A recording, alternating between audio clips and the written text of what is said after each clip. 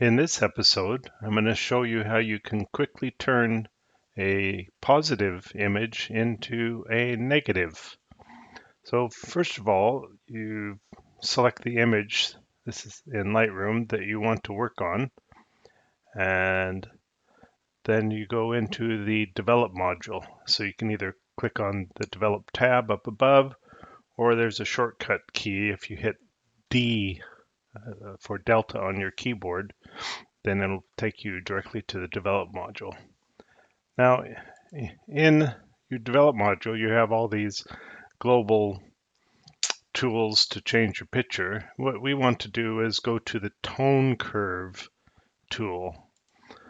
So, and that'll bring up this tone curve showing that how the tones are differentiated in your photo. So it's quite simple. All you have to do is reverse the tones.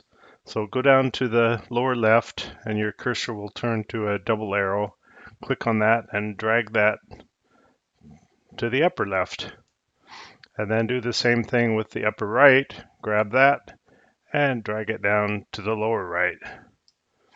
Now you have the same image, but as a negative. So give it a try and have fun with it.